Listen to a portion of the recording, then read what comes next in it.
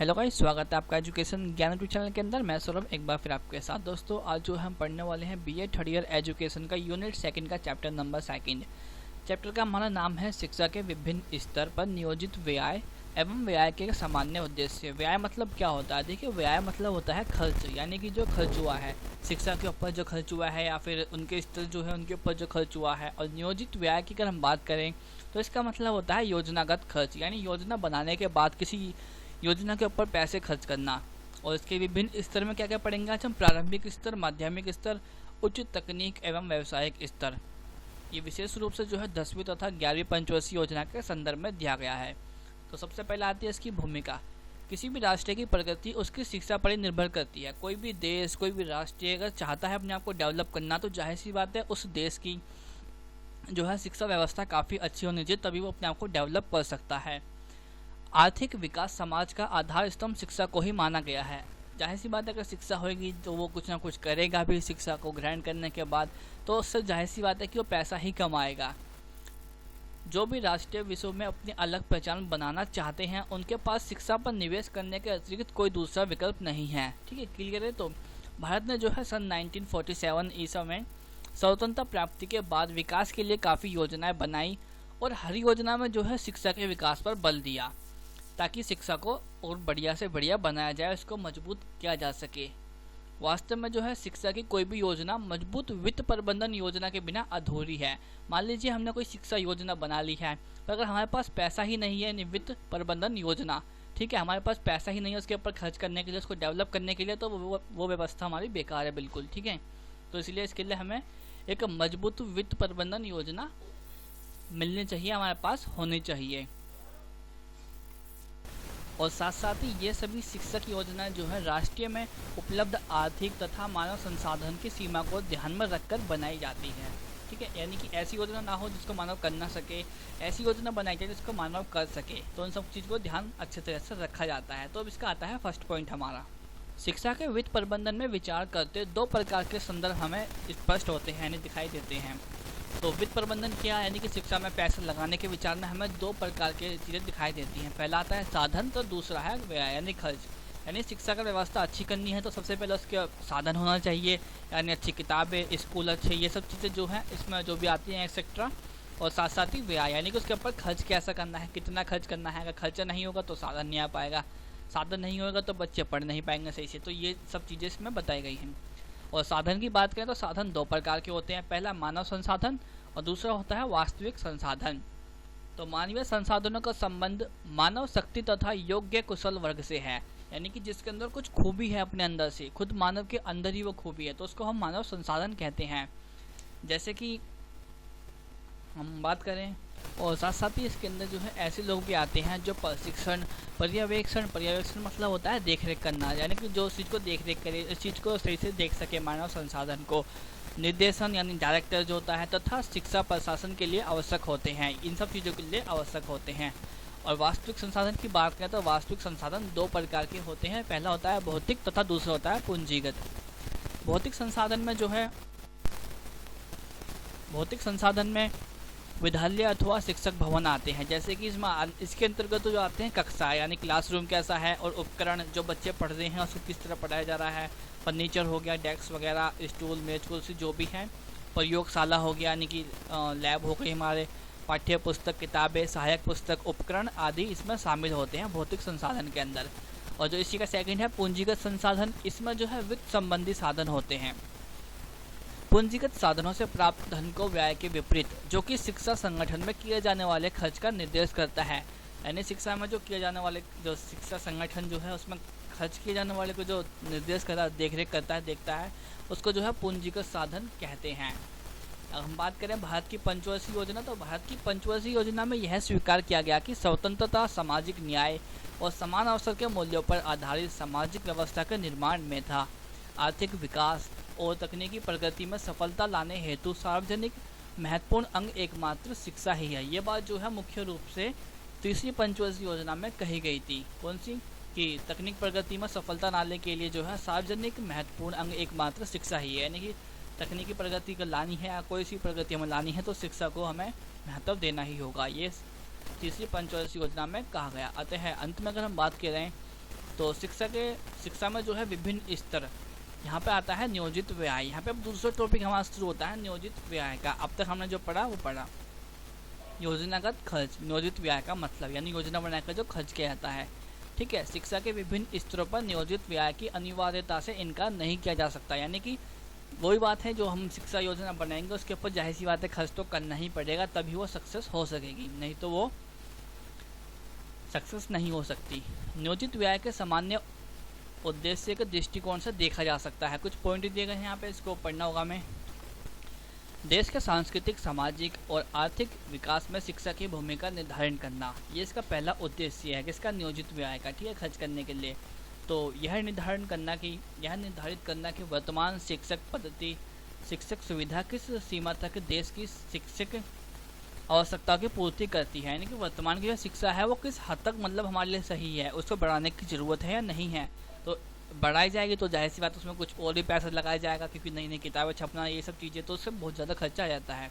तो इसलिए इन सब चीज़ों को ही देख कर चलना पड़ता है। शैक्षिक आवश्यकताओं की पूर्ति हेतु परिवर्तनों, सुधारों एवं संसाधनों को सुझाना, यानी कि अगर हम देख रहे हैं शिक्षा में कुछ ऐसी ज़रूरत है जो आज के टाइम में है, जैसे टेक्नोलॉजी बाद में सब्जेक्ट जुड़ा, साइंस जुड़ा बाद में, इस तरीके से ही ऐसी कोई चीज़ है तो उसमें परिवर्तन किया जाए, नहीं है तो पहले वाली चीज़ों में सुधार किया जाए या फिर उसके अंदर संशोधन किया जाए, इन सब चीज़ों को देखना। शैक्षिक विकास की वित्तीय व्यवस्था के लिए उपलब्ध साधनों को निर्धारण करना, ठीक है, ये इनके कुछ कार्य हैं, उनके कुछ उद्देश्य हैं। शैक्षिक उद्देश्यों की पूर्ति के लिए शैक्षिक प्रशासन को अधिक प्रभावशाली बनाने हेतु उसमें परिवर्तन करना। अगर नहीं है, सब कुछ सही है, सब कुछ व्यवस्था आज के टाइम के हिसाब से है, तो उसमें कुछ परिवर्तन है, मतलब कि प्रशासन जो है, प्रशासन को काफ़ी प्रभावशाली बनाना और साथ साथ ही उसमें परिवर्तन करना। और साथ साथ ही एक वर्ड आता है इसमें उक्त उद्देश्यों की पूर्ति के लिए जो है शैक्षिक नियोजन में निम्नलिखित सोपान अपनाए जा सकते हैं। सोपान मतलब होता है सीढ़ी, जैसे कि एक तरह से हम कह सकते हैं एक सीढ़ी से ऊपर चढ़ते हुए जाते हैं स्टेप बाय स्टेप, इस तरह से, ठीक है। उक्त का मतलब होता है कहा हुआ, यानी कि जो उद्देश्य हमने कह दिया, ऐसे उद्देश्यों की पूर्ति भी तो करनी होती है। तो इनके जो है कुछ दे रखे हैं यहाँ पे पॉइंट, इनको फॉलो करना पड़ेगा। जैसे पहला आता है संख्यात्मक नियोजन अथवा परिणाम नियोजन, दूसरा है गुणात्मक नियोजन, तीसरा प्रशासकीय नियोजन, चौथा आर्थिक नियोजन। अब जो है हमारा संख्यात्मक नियोजन, ये जो है संख्यात्मक नियोजन विद्यालयों के विद्यार्थियों की संख्या का,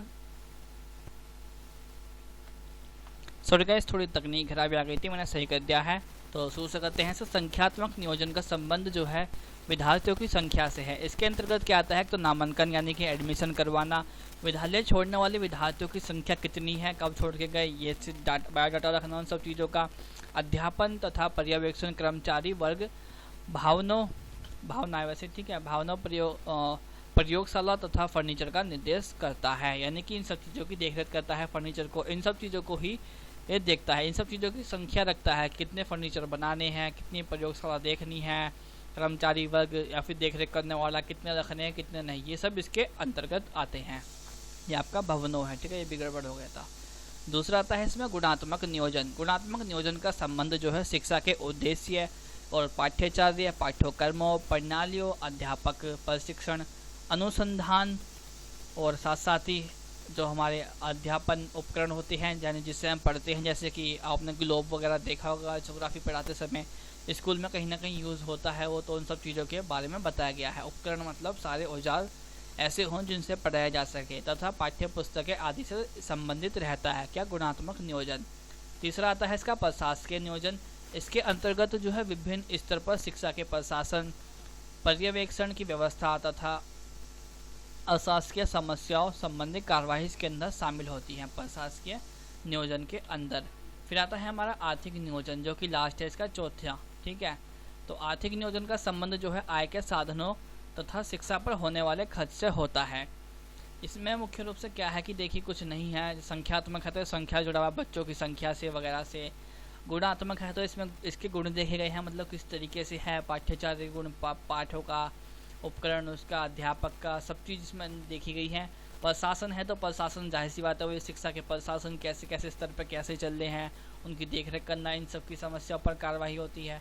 आर्थिक मतलब सीधा सीधा पैसों से जुड़ा हुआ होता है, ये मैं आपको इसलिए बता रहा हूँ ताकि आप आसानी से इनको याद कर सकें, ठीक है।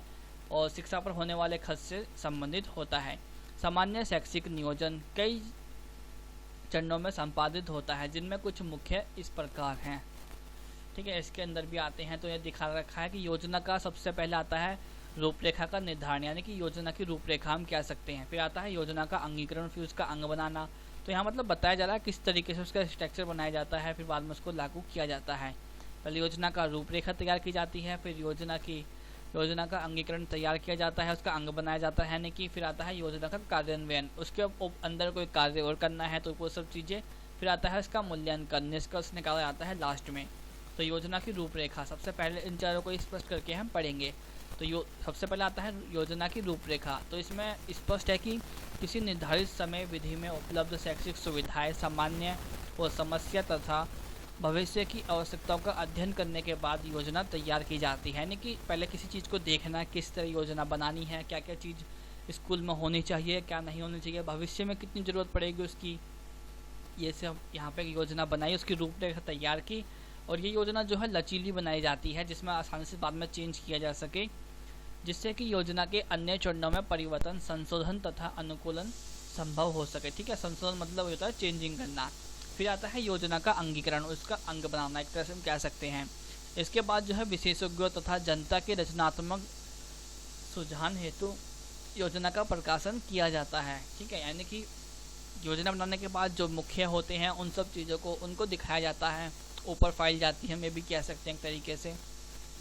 और आवश्यक प्रशासकीय तथा आर्थिक विचार किए जाते हैं, मतलब कि प्रशासन कैसे चलाएगा, इसी जो कैसे देखेगा, उसके ऊपर आर्थिक विचार भी किया जाए, कैसे कितना पैसा खर्च किया जाएगा, ये सब चीज़ें।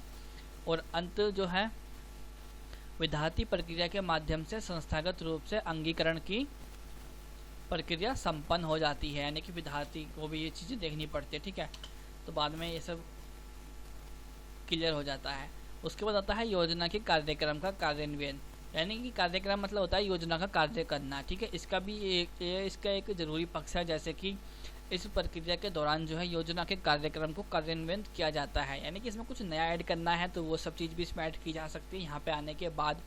साथ साथ ही योजनाकारों से निर्देशन, परामर्श होता है ना, सलाह देने वाला या फिर सलाह देना चाहता है कोई, उस तरह से सुझाव देना चाहता है कोई, एवं तकनीकी विचार आदि आमंत्रित किए जाते हैं। यानी यहाँ पे भी इसमें आके चेंजिंग की जा सकती है इस स्तर के ऊपर भी। फिर आता है योजना का मूल्यांकन, यानी कि बिल्कुल निष्कर्ष उसका, कि उसको अब पक्का किया जाए काम को। इस प्रकार जो है योजना में सुधार करने हेतु योजना का मूल्यांकन किया जाता है, योजना की जो गलतियां हैं उनका पता लगाया जाता है और फिर से उसमें सुधार किए जाते हैं। यह जो है शैक्षिक नियोजन की प्रक्रिया का अंतिम चरण होता है, उसके बाद जाके वो तैयार हो जाती है। ठीक है, ख़त्म होने वाला है, थोड़ा सा बचा हुआ है हमारा। अब आता है वर्तमान में शिक्षा में नीतिगत परिवेश में निरंतर बदलाव होता जा रहा है। ये वर्तमान की बात कर रहा है, क्योंकि यहाँ पर काफ़ी चीज़ें हमें देखने को मिलती है और निजी निवेश को महत्वपूर्ण स्थान प्राप्त होता जा रहा है। निजी निवेश मतलब है कि प्राइवेट सेक्टर को, ठीक है, इनको ज़्यादा महत्वपूर्ण प्राप्त होता जा रहा है, महत्वपूर्ण स्थान प्राप्त होता जा रहा है।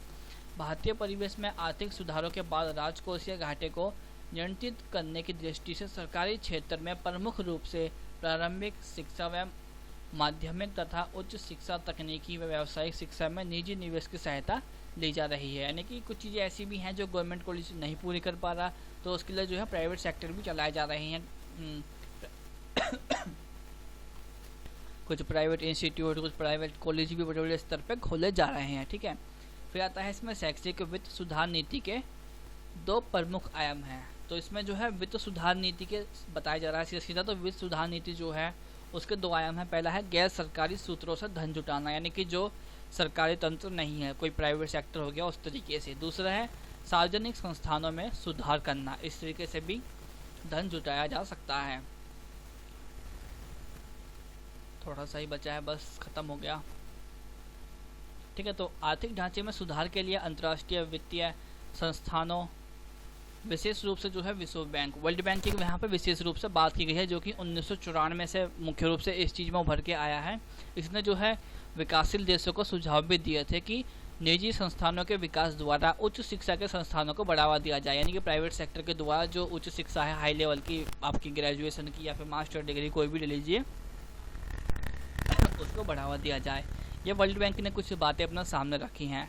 लागत वसूली व्यवस्था की स्थापना, चाहे वो विद्यार्थी हो या फिर उच्च वर्ग आर्य, उच्च आय वर्ग का विद्यार्थी हो उनसे ही ली जाए। ठीक है, यानी कि जैसे हम एडमिशन फीस पे करते हैं, किताबों के पैसे पे करते हैं अपने, यही सब चीज़ें। शिक्षा में निवेश में गुणवत्ता उत्थान को उच्च प्राथमिकता दी जाए। शिक्षा के क्षेत्र में धन जुटाने के उपाय सुलझाने के उद्देश्य से 2 महत्वपूर्ण समिति का गठन किया गया। पहली इसमें जो हमारी आती है स्वामीनाथन समिति। ठीक है, स्वामीनाथन समिति इसके अंदर आती है, जो कि 1994 में सामने आई। इसने जो है विद्यार्थियों से लागत वसूली निधि अपनाकर तकनीकी शिक्षा पर विचार किया, यानी वही है इसमें लागत वसूली निधि जो है हमारी, यानी कि स्टूडेंट के ऊपर फीस वगैरह थी, जो किताबों का पैसा उनसे लिया जाए, स्टूडेंट से ये सरकार की तरफ से ना बांटी जाए, तो ये सब चीज़ें ही इसके अंदर आती हैं। इस समिति की कुछ वो सिफारिश भी थी, जैसे कि ऐसे संस्थानों के सुरक्षित कोष हो। कोष मतलब वो है जिसके अंदर रखा जा सके सामान, वाला कोष नहीं है शब्द कोष वाला। ठीक है, यानी कुछ ऐसा कोष जिसमें इनका पैसा जमा किया जा सके, या फिर कुछ भी अलग कह सकते हैं हम। ठीक है, और साथ साथ ही इस वाले संस्थान ने जो है 3000 करोड़ रुपए की प्रारंभिक पूंजी का प्रावधान कर भारतीय शैक्षिक विकास बैंक की स्थापना की जाए। ऐसा इन्होंने कहा कि कम से कम इतने पैसे इनके कोष में होने चाहिए। दूसरा जो आता है हमारा, जो 2 बताए थे, तो सेकंड आता है विश्वविद्यालय अनुदान आयोग। ये जो है 1993 में समिति बनाई गई, जिसकी सिफारिश ये थी कि रखरखाव अनुदान इकाई लागत में कसौटी पर आधारित हो।